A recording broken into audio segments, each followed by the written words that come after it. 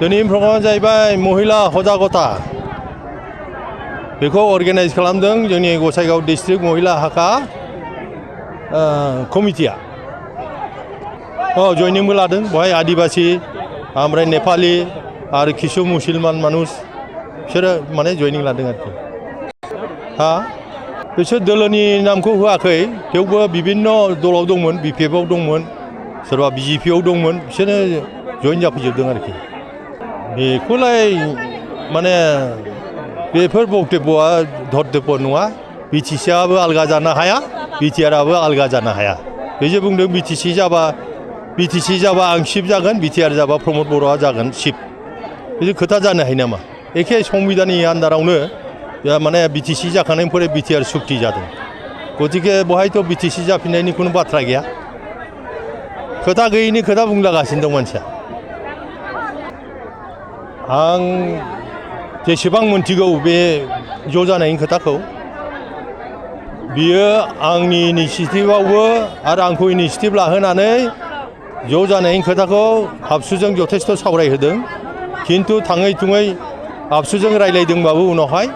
माने बिसोरो खुनु धरननि इनिसियेटिभ लाफिनाखिसै आरो जोङो ज' जाफिननो हायाखै आरोखि दिनैनि प्रग्रामा जाहैबाय महिला सजागता बेखौ अर्गेनाइज खालामदों जोंनि गसाइगाव डिस्ट्रिक्ट महिला हाका कमिटिया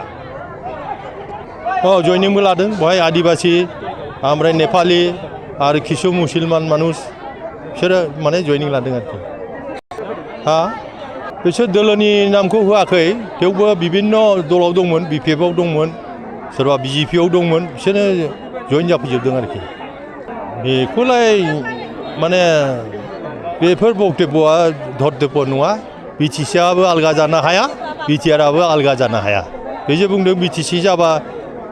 जाबा आं चिफ जागोन बिटिआर जाबा प्रमद बर'आ जागोन चिफ बिदि खोथा जानो हायो नामा एखे संबिधाननि आन्दारावनो माने बिटिसि जाखांनायनिफ्राय बिटिआर सुक्ति जादों गतिके बहायथ' बिटिसि जाफिननायनि खुनु बाथ्रा गैया खोथा गैयैनि खोथा बुंलागासिनो दं मानसिया आं जेसेबां मोनथिगौ बे ज' जानायनि खोथाखौ बियो आंनि इनिसियेटिभआवबो आरो आंखौ इनिसियेटिभ लाहोनानै ज' जानायनि खोथाखौ आबसुजों जथेस्थ' सावरायहोदों खिन्थु थाङै थुङै आबसुजों रायलायदोंबाबो उनावहाय माने बिसोरो खुनु धरननि इनिसियेटिभ लाफिनाखिसै आरो जोङो ज' जाफिननो हायाखै आरोखि